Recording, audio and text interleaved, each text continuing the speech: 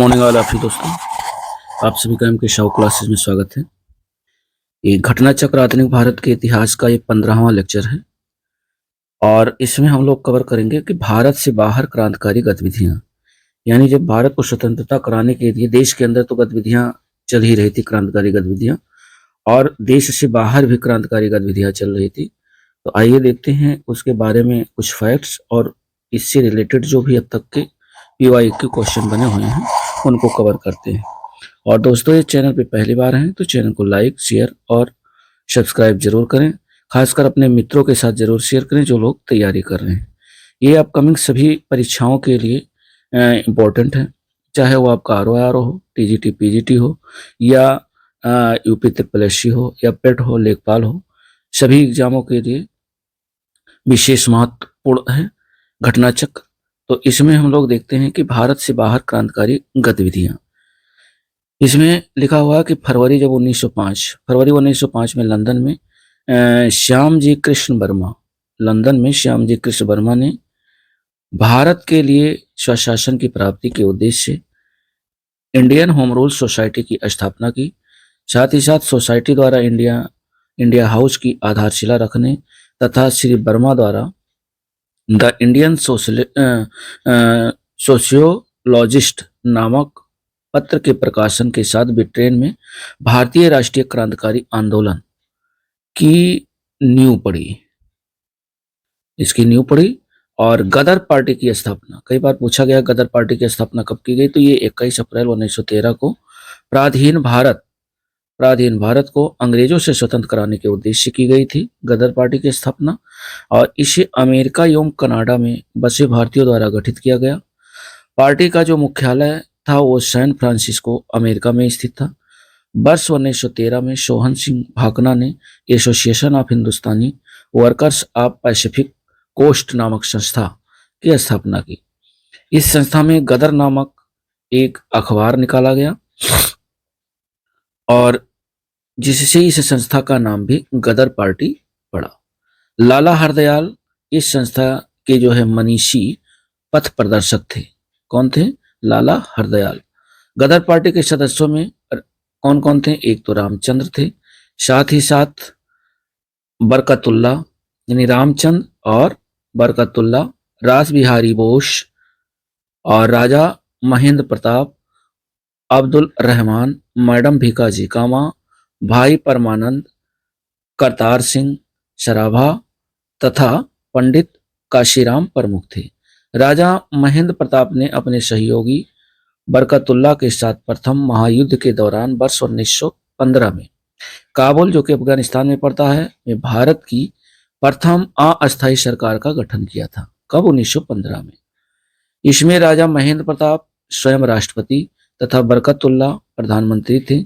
Madam कामा का जन्म 24 सितंबर 1861 को हुआ था। मैडम कामा के बारे में कई बार क्वेश्चन बना हुआ है और इनका जन्म 24 सितंबर 1861 को हुआ था। इनके माता पिता पारसी थे और सोराबजी फ्रॉमजी पटेल उनके पिता थे। तो सोराबजी फ्रॉमजी पटेल इनके पिता थे तथा जयजी भाई सोराबजी पटेल इनकी माता थी। इनका विवाह रुस्तम के आर कामा से हुआ था, जो वकील और सामाजिक कार्यकर्ता थे। मैडम कामा ने राष्ट्रीय आंदोलन के महान अग्रणी भारतीय नेता दादाभाई नौरोजी की निजी सचिव के रूप में भी सेवा की। भीकाजी रुस्तम कामा क्रांतिकारी राष्ट्रवाद की समर्थक थी। इन्होंने यूरोप एवं अमेरिका से क्रांति का संचालन किया। वर्ष 1907 में इन्होंने स्टुटगार्ड, जो कि जर्मनी में पड़ता है, स्टुटगार्ड की अंतर्राष्ट्रीय समाजवादी कांग्रेस में भाग लिया और जहां इन्होंने प्रथम भारतीय झंडे को फहराया था। तो प्रथम भारतीय झंडे को फहराया था इसने भीकाजी कामा ने, जिसके डिजाइन इन्होंने स्वयं BD सावरकर एवं श्यामजी कृष्ण वर्मा के साथ मिलकर संयुक्त रूप से तैयार किया था। वह भारतीय क्रांति की मां के रूप में विख्यात है। इंग्लैंड में अंग्रेज अधिकारियों की हत्या के आरोप में मदन लाल ढींगरा तथा उधम सिंह को फांसी की सजा मिली थी। ध्यातव्य है कि मदन लाल ढींगरा ने 1 जुलाई 1909 को लंदन में भारतीय राष्ट्रीय संघ की बैठक में भारत राज्य सचिव के सलाहकार करजन वायली तथा डॉक्टर कवाश ललक्का को गोलियों से भून दिया था। फलतः उन्हें फांसी की सजा दी गई थी। उधम सिंह ने जलियांवाला बाग में हत्या के अप्रत्यक्ष रूप से जिम्मेदार तत्कालीन पंजाब के lieutenant governor Michael O'Dwyer की जो है लंदन में मार्च 1940 में हत्या कर दी थी। कामागाटा मारू बहुत बार पूछा गया है। ये एक जहाज था जो कि हांगकांग से कनाडा की यात्रा पर निकला एक जलपोत था, जिसे प्रथम विश्व युद्ध के दौरान भारत के गुरदीप सिंह ने किराए पर लेकर उस पर 376 यात्रियों को बैठाकर कनाडा के बंदरगाह वैंकूवर की ओर प्रस्थान किया था। तट पर पहुंचने के बाद कनाडाई पुलिस ने भारतीय यात्रियों की घेराबंदी कर उन्हें देश में प्रवेश करने से रोक दिया। यात्रियों के अधिकार की लड़ाई लड़ते हुए हुसैन रहीम, बलवंत सिंह तथा सोहन लाल पाठक की अगुवाई में शोर कमेटी यानी तटीय समिति का गठन हुआ। अमेरिका में रह रहे भारतीयों में जैसे भगवान सिंह, बरकतुल्ला रामचंद्र और सोहन सिंह ने भी यात्रियों के समर्थन में आंदोलन चलाया और कामागाटा मारू जहाज के बजबज यानी कलकत्ता पहुंचने पर क्रुद्ध यात्रियों और पुलिस में संघर्ष हुआ, जिसमें लगभग 18 यात्री मारे गए तथा 202 यात्रियों को जेल में डाल दिया गया। राज बिहारी बोस जापान में रह रहे भारतीय अप्रवासी थे। 28 से 30 मार्च 1942 के दौरान राजनीतिक समस्याओं पर विचार विमर्श हेतु इन्होंने टोक्यो में भारतीयों का एक सम्मेलन आयोजित किया। 14 से 23 जून 1942 ईस्वी के बैकाक सम्मेलन में इनको विधिवत रूप प्रदान किया गया एवं सुभाष चंद्र बोस को निमंत्रित किया गया। इसी सम्मेलन में राज बिहारी बोस ने इंडियन इंडिपेंडेंस लीग की स्थापना भी की थी। तो ये दोस्तों इससे रिलेटेड कुछ फैक्ट्स था और जो भारत के बाहर जो क्रांतिकारी गतिविधियां चल रही थी। अब इससे रिलेटेड हम लोग क्वेश्चन देखते हैं और पहला क्वेश्चन कह रहा है कि लंदन में इंडियन होम रूल सोसाइटी को प्रारंभ किया था। तो लंदन में इंडियन होम रूल सोसाइटी को किसने प्रारंभ किया था? ये प्रारंभ किया था श्यामजी कृष्ण वर्मा ने। यानी राइट ऑप्शन आपका डी विकल्प सही है, श्यामजी कृष्ण वर्मा। फरवरी 1905 में लंदन में श्यामजी कृष्ण वर्मा ने इंडियन होम रूल सोसाइटी की स्थापना की। इन्होंने ही इंडियन हाउस की भी स्थापना की थी तथा यहाँ से एक समाचार पत्र द इंडियन सोशियोलॉजिस्ट का प्रकाशन भी प्रारंभ किया। लंदन में सरकारी तंत्र के विशेष सक्रिय होने के कारण श्यामजी वर्मा वहां से पेरिस और अंततः जेनेवा चले गए। क्वेश्चन नंबर 2 कह रहा है कि श्यामजी कृष्ण वर्मा ने इंडियन होम रूल सोसाइटी की स्थापना की।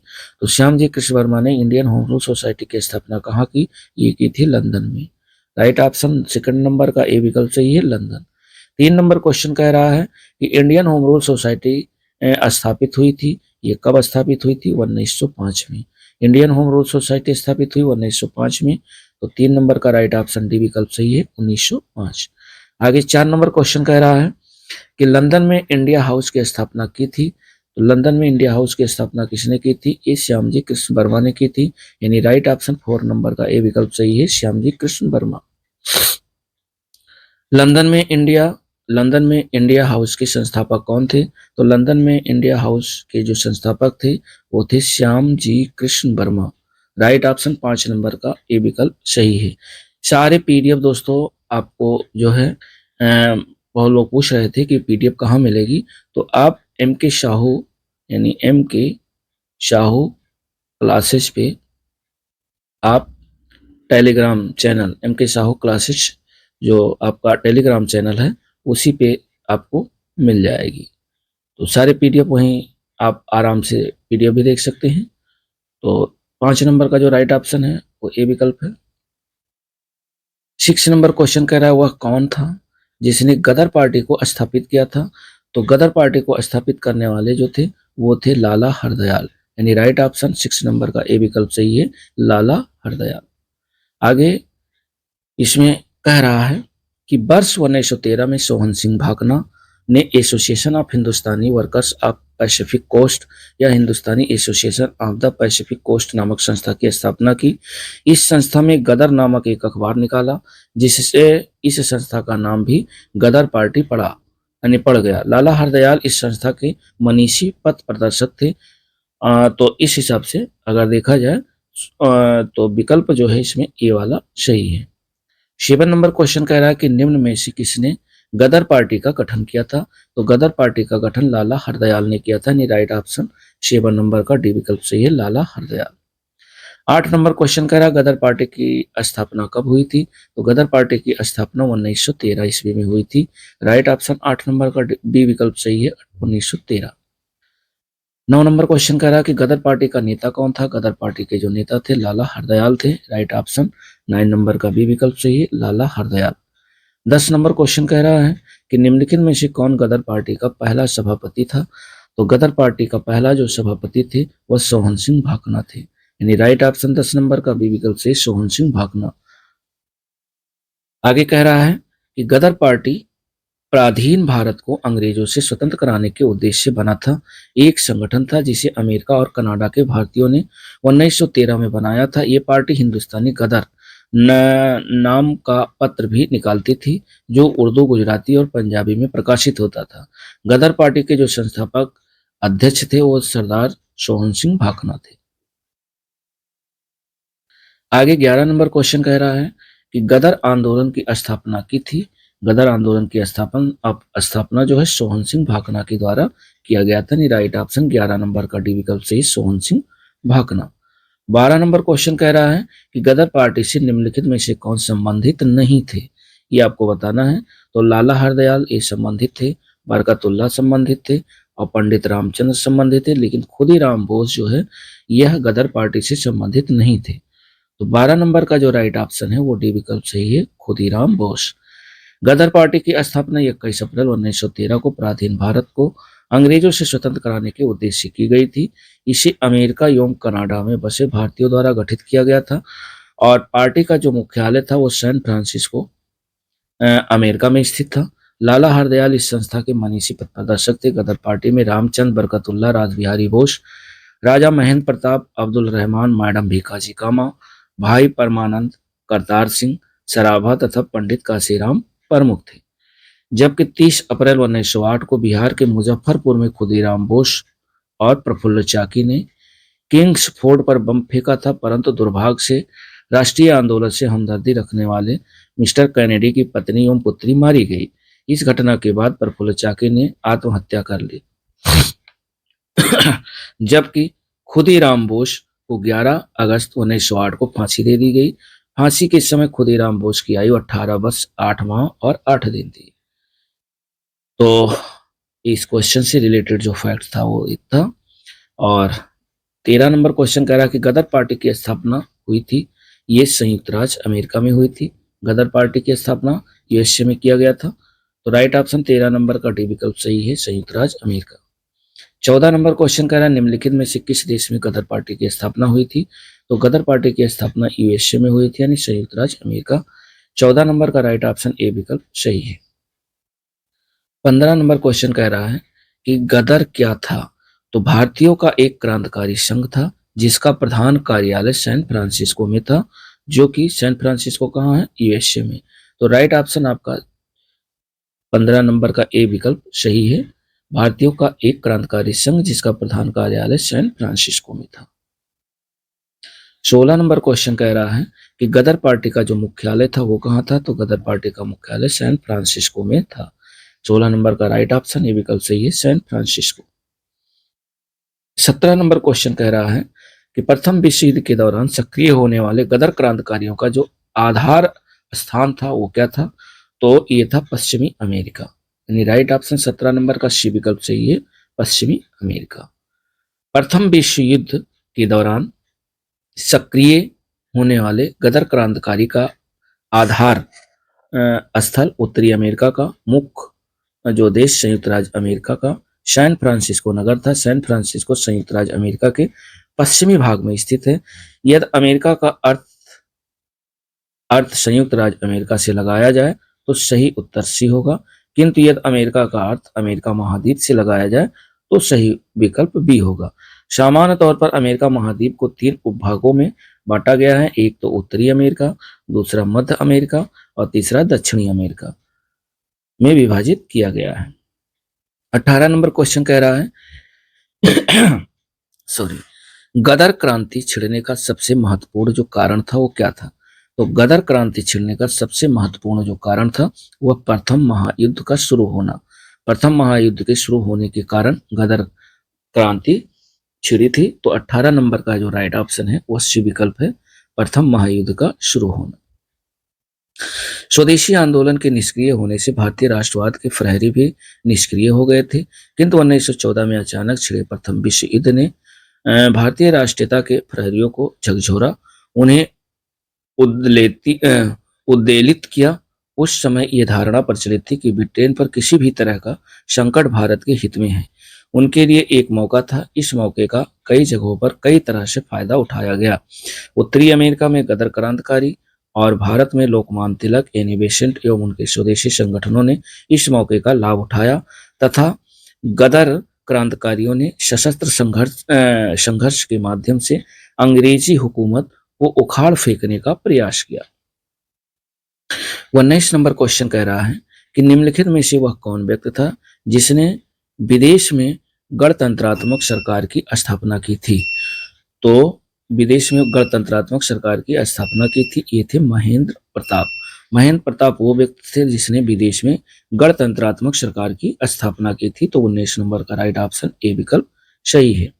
राजा महेंद्र प्रताप ने अपने सहयोगी बरकतुल्लाह के साथ प्रथम महायुद्ध के दौरान वर्ष 1915 में काबुल, जो कि अफगानिस्तान में, भारत की प्रथम अस्थायी सरकार का गठन किया था। इसमें राजा महेंद्र प्रताप स्वयं राष्ट्रपति थे तथा बरकतुल्लाह प्रधानमंत्री थे। इसे जर्मनी तथा रूस ने मान्यता भी दी थी। 20 नंबर क्वेश्चन कह रहा है कि प्रथम महायुद्ध के दौरान कहां पर भारत की एक अनंतिम सरकार बनी थी जिसके प्रेसिडेंट राजा महेंद्र प्रताप थे? तो ये सरकार बनी थी अफगानिस्तान में, यानी राइट ऑप्शन 20 नंबर का ए विकल्प सही है, अफगानिस्तान। 21 नंबर क्वेश्चन कह रहा है कि जर्मनी के समर्थक से काबुल में राजा महेंद्र प्रताप सिंह के नेतृत्व में अंतरिम सरकार का गठन हुआ था। तो ये हुआ था गदर आंदोलन के दौरान, या स्वदेशी आंदोलन के दौरान, या द्वितीय विश्व युद्ध के दौरान, या होम रूल आंदोलन के दौरान। इसमें ए विकल्प सही है कि उपयुक्त में से कोई नहीं या उपयुक्त में से एक से अधिक। तो राइट ऑप्शन 21 नंबर का ई ऑप्शन सही है। 22 नंबर क्वेश्चन कह रहा है कि कौन भारतीय क्रांति की मां कहलाती है? तो कौन भारतीय क्रांति की मां कहलाती है? तो ये कहलाती है भीकाजी रुस्तम कामा जी। ये भारतीय क्रांति की मां कहलाती है, यानी राइट ऑप्शन 22 का डी विकल्प सही है, भीकाजी रुस्तम कामा। भीकाजी रुस्तम कामा क्रांतिकारी राष्ट्रवाद की समर्थक थी। इन्होंने यूरोप एवं अमेरिका से क्रांति का संचालन किया। वर्ष 1907 में इन्होंने स्टुटगार्ट, जर्मनी की अंतर्राष्ट्रीय समाजवादी कांग्रेस में भाग लिया, जहां इन्होंने प्रथम भारतीय झंडे को फहराया। इसी सम्मेलन में इन्होंने अपनी पूरी शक्ति के साथ स्वतंत्रता के लिए संघर्ष करने के संकल्प की उद्घोषणा की। यह 30 वर्षों तक पेरिस में भारत की स्वतंत्रता के लिए काम करती रही। वर्ष 1936 में 75 वर्ष की अवस्था में बंबई लौट कर आई और उसी वर्ष इनका देहांत हो गया। वह भारतीय क्रांति की मां के रूप में विख्यात है। तो भारतीय क्रांति की जो मां है वो भीकाजी रुस्तम कामा है। 23 नंबर क्वेश्चन कह रहा है कि मैडम भीकाजी कामा से संबंधित निम्नलिखित कथनों पर विचार करना है। और कह रहा है पहला पॉइंट कह रहा है कि मैडम कामा ने वर्ष 1907 में पेरिस में आयोजित अंतर्राष्ट्रीय सोशलिस्ट सम्मेलन में राष्ट्रीय ध्वज फहराया था। तो ये, और दूसरा कह रहा है कि मैडम कामा दादा भाई नौरोजी की निजी सचिव रही। ये तो एकदम करेक्ट है। तीसरा है मैडम कामा के माता पिता पारसी थे। तो ये भी सही है। तो यानी दूसरा नंबर सही है और तीसरा नंबर सही है। तो राइट ऑप्शन आपका बी विकल्प सही होगा। केवल 2 और 3 सही है, पहला वाला गलत है। मैडम कामा दादा भाई नौरोजी की निजी सचिव भी रही और मैडम कामा के माता पिता पारसी थे। तो राइट ऑप्शन 23 नंबर का बी विकल्प से केवल 2 और 3। देखिए इसमें कह रहा है कि मैडम कामा का जन्म 24 सितंबर 1861 को हुआ था। इनके माता पिता पारसी थे और सोहराब जी फ्रॉम जी पटेल इनके पिता थे। इनका विवाह रुस्तम के आर कामा से हुआ था, जो वकील और सामाजिक कार्यकर्ता थे। मैडम कामा ने राष्ट्रीय आंदोलन के महान अग्रणी भारतीय नेता दादा भाई नौरोजी के निजी सचिव के रूप में सेवा की। बाद में वह कुछ देशभक्त विद्यार्थियों एवं यूरोपियन बौद्धिक लोगों के संपर्क में आकर स्वतंत्रता आंदोलन से जुड़ गई। वह भारतीय क्रांति की मां के रूप में विख्यात हैं। 22 अगस्त 1907 को जर्मनी के स्टुटगार्ट में आयोजित अंतर्राष्ट्रीय सोशलिस्ट सम्मेलन में इन्होंने भारतीय स्वाधीनता का झंडा सबसे पहले फहराया था, और यहाँ फहराया गया यह झंडा कलकत्ता झंडे का परिवर्तित रूप था। अतः पहला गलत है, क्योंकि सोशलिस्ट सम्मेलन जर्मनी में आयोजित हुआ था, न कि पेरिस में। शेष दोनों कथन सही है। और 24 नंबर क्वेश्चन हम लोग देखते हैं। 24 नंबर कह रहा है कि भारतीय क्रांति की जननी किसे कहा गया है। तो भारतीय क्रांति की जो जननी कहा गया है वह मैडम भीकाजी रुस्तम कामा को कहा गया है। यानी राइट ऑप्शन 24 नंबर का डी विकल्प सही है। 25 नंबर क्वेश्चन कह रहा है कि निम्नलिखित में से किस महिला ने भारतीय तिरंगा सबसे पहले फहराया था। तो भारतीय तिरंगा सबसे पहले फहराया था भीकाजी कामा ने, यानी भीकाजी रुस्तम कामा ने सबसे पहले भारतीय तिरंगा फहराया था। तो 25 का राइट ऑप्शन बी विकल्प सही है। 26 नंबर क्वेश्चन कह रहा है कि मैडम कामा ने 1907 में प्रथम तिरंगा ध्वज ये कहाँ फहराया था। तो ये फहराया था स्टुटगार्ट में। स्टुटगार्ट में सबसे पहले मैडम कामा ने 1907 में पहला तिरंगा ध्वज फहराया था। तो 26 नंबर का राइट ऑप्शन डी विकल्प सही है, स्टुटगार्ट। 27 नंबर क्वेश्चन कह रहा है कि मैडम कामा ने भारत के तिरंगी स्वतंत्रता ध्वज को कहाँ फहराया था। तो ये फहराया था स्टुटगार्ट में, यानी राइट ऑप्शन 27 का सी विकल्प सही है, स्टुटगार्ट। 27 नंबर क्वेश्चन कह रहा है कि निम्नलिखित में से किस युग्म को इंग्लैंड में अंग्रेज क्रांतिकारियों की हत्या के आरोप में फांसी की सजा मिली थी। तो ये मिली थी मदन लाल ढींगरा तथा उधम सिंह को, यानी राइट ऑप्शन 28 नंबर का सी विकल्प सही, मदन लाल ढींगरा तथा उधम सिंह को। और आगे हम लोग इससे देखते हैं, कह रहा है कि इंग्लैंड में अंग्रेज अधिकारियों की हत्या के आरोप में मदन लाल ढींगरा तथा उधम सिंह को फांसी की सजा मिली थी तथा मदन लाल ढींगरा ने 1 जुलाई 1909 को लंदन में भारतीय राष्ट्रीय संघ की बैठक में भारत राज्य सचिव के सलाहकार कर्जन वायली तथा कवास ललकका को गोलियों से भून दिया था। फलतः उन्हें फांसी की सजा दी गई थी। उधम सिंह ने जलियांवाला बाग में हत्या के अप्रत्यक्ष रूप से जिम्मेदार तत्कालीन पंजाब के गवर्नर माइकल ओडायर को लंदन में मार्च 1940 में हत्या कर दी थी, इसलिए इन्हें फांसी की सजा हुई थी। 29 नंबर क्वेश्चन कह रहा है कि कर्जन वायली की हत्या के आरोप में किसे मृत्यु दंड दिया गया था। तो कर्जन वायली की हत्या के आरोप में जो मृत्युदंड दिया गया था वो मदन लाल ढींगरा को दिया गया था, यानी राइट ऑप्शन 29 नंबर का ए विकल्प सही, मदन लाल ढींगरा। और 30 नंबर क्वेश्चन कह रहा है कि मैडम भीकाजी कामा, एम बरकतुल्ला, BVS अय्यर और MN राय में क्या बात समानता थी। तो इसमें जो सी वाला सही है कि वह सभी प्रमुख क्रांतिकारी थे, यानी ये तीनों लोग क्रांतिकारी थे और स्वतंत्रता आंदोलन की अवधि में भारत से बाहर विविध देशों में काम कर रहे थे। तो ये सी वाला विकल्प 30 नंबर का सही है, यानी इसका जो राइट ऑप्शन है वो सी विकल्प सही है। मैडम भीकाजी कामा, एम बरकतुल्ला, BVS अय्यर और MN राय में जो समानता थी वह सभी प्रमुख क्रांतिकारी थे और स्वतंत्रता आंदोलन की अवधि में भारत से बाहर जो विभिन्न देश थे उन देशों में काम कर रहे थे। मैडम भीकाजी कामा, एम बरकतुल्ला, BVS अय्यर और MN क्रांतिकारी थे और विदेश में भारत की स्वतंत्रता का बिगुल बजा रहे थे। 31 नंबर क्वेश्चन कह रहा कि 1906 में लंदन में अभिनव भारत सोसाइटी की स्थापना किसने की। वेरी वेरी इंपॉर्टेंट क्वेश्चन है। अभिनव भारत कई बार पूछा गया है और ये लंदन में हुआ था। अभिनव भारत सोसाइटी की स्थापना, तो अभिनव भारत सोसाइटी की स्थापना विनायक दामोदर दास सावरकर ने की थी, यानी इनका शॉर्ट फॉर्म है BD सावरकर। तो विनायक दामोदर सावरकर ने लंदन में अभिनव भारत सोसाइटी की स्थापना की थी और कब की थी, 1906 ईस्वी में की थी। तो राइट ऑप्शन 31 का ए विकल्प सही है। आगे कह रहा है कि वर्ष 1906 में लंदन में अभिनव भारत सोसाइटी की स्थापना विनायक दामोदर दास सावरकर ने की। देश में क्रांतिकारी गतिविधियों पर प्रतिबंध लगाने के बाद इन्होंने लंदन में इस सोसाइटी की स्थापना की थी। ध्यातव्य है कि विदेशी धरती पर स्थापित सबसे पुरानी क्रांतिकारी संस्था इंडियन हाउस थी, जिसकी स्थापना श्याम जी कृष्ण वर्मा ने वर्ष 1905 लंदन में की थी। इस संस्था के प्रमुख सदस्यों के रूप में विनायक दामोदर दास सावरकर, पी.एम. बपत तथा लाला हरदयाल जैसे क्रांतिकारी जुड़े हुए थे।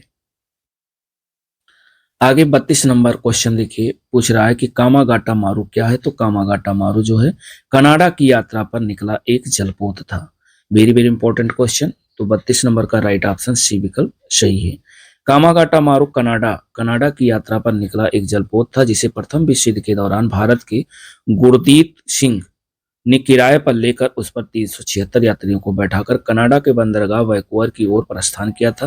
तट पर पहुंचने के बाद कनाडाई पुलिस ने भारतीय यात्रियों की घेराबंदी कर उन्हें देश में प्रवेश करने से रोक दिया था। और 33 नंबर क्वेश्चन कह रहा है कि कामागाटा मारू प्रसिद्ध है। ये किस लिए प्रसिद्ध है? ये एक जलपोत के नाते प्रसिद्ध है। राइट ऑप्शन 33 का बी विकल्प सही है, एक जलपोत के नाते। 34 नंबर क्वेश्चन कह रहा है कि निम्नलिखित में से कौन कामागाटा मारू घटना से संबंधित था। तो कामागाटा मारू घटना से संबंधित थे बाबा गुरदीप सिंह, यानी राइट ऑप्शन 34 का बी विकल्प सही, बाबा गुरदीप सिंह। और लास्ट क्वेश्चन आपका 35 नंबर कह रहा है कि कामागाटा मारू क्या था। तो कामागाटा मारू औद्योगिक केंद्र, एक बंदरगाह, गलत। और एक जहाज था। कामागाटा मारू क्या था? एक जहाज था। तो राइट ऑप्शन सी विकल्प सही है। क्वेश्चन नंबर कौन सा? 34 का राइट ऑप्शन आपका सी विकल्प सही है। और इसमें कह रहा कामागाटा मारू भाप शक्ति से चलने वाला एक जापानी समुद्री जहाज था। पंजाब के 376 यात्रियों को लेकर यह जहाज 1914 में हांगकांग से कनाडा के लिए रवाना हुआ, लेकिन जब कनाडा में एशियाई मूल के प्रवासियों से संबंधित कड़े कानूनों के कारण उन्हें कनाडा में प्रवेश की अनुमति नहीं दी गई थी। और एक क्वेश्चन और है 36 नंबर, करा वह कौन थे जिन्होंने इंडिपेंडेंस लीग की स्थापना की। Very very important. तो इंडिपेंडेंस लीग की जो स्थापना की थी वह रास बिहारी बोस के नेतृत्व में किया गया था। नहीं, राइट ऑप्शन 36 का सी विकल्प चाहिए, रास बिहारी बोस। कई बार ये क्वेश्चन पूछा गया है। रास बिहारी बोस जापान में रह रहे भारतीय अप्रवासी थे और 28 से 30 मार्च 1942 के दौरान राजनीतिक समस्याओं पर विचार विमर्श हेतु इन्होंने टोक्यो में भारतीयों का एक सम्मेलन आयोजित किया। 14 से 23 जून 1942 के बैकाक सम्मेलन में इनका विधिवत रूप प्रदान किया गया एवं सुभाष चंद्र बोस को निमंत्रित किया गया। इसी सम्मेलन में रास बिहारी बोस ने इंडियन इंडिपेंडेंस लीग की स्थापना भी की थी। तो और ये रहा इसका जो है 36 नंबर का सी विकल्प सही है, रास बिहारी बोस। दोस्तों इन सबकी पीडीएफ आपको एम के साहू क्लासेस में जो है टेलीग्राम चैनल पे सारी पीडीएफ आपको एक जगह मिल जाएगी। और वीडियो कैसा लगा दोस्तों? वीडियो अच्छा लगा तो लाइक, शेयर और सब्सक्राइब जरूर करें। वीडियो प्रतिदिन आपकी आती है। घटना चक्र, आधुनिक भारत का इतिहास इस समय चल रहा है। इससे पहले जो है घटना चक्र, विश्व का भूगोल और भारत का भूगोल कंप्लीट है। सबकी प्लेलिस्ट बनी हुई है। सब हर एक टॉपिक वाइज अलग अलग छोटी छोटी वीडियो हैं, हर एक टॉपिक की अलग अलग है। तो प्लेलिस्ट जो घटना चक्र, विश्व का भूगोल, भारत का भूगोल न देखे हों तो प्लेलिस्ट पे जाकर के देख सकते हैं। और ये घटना चक्र आधुनिक भारत का इतिहास का 15वां लेक्चर है। और मिलते हैं दोस्तों नेक्स्ट वीडियो के साथ। तब तक के लिए नमस्कार, जय हिंद।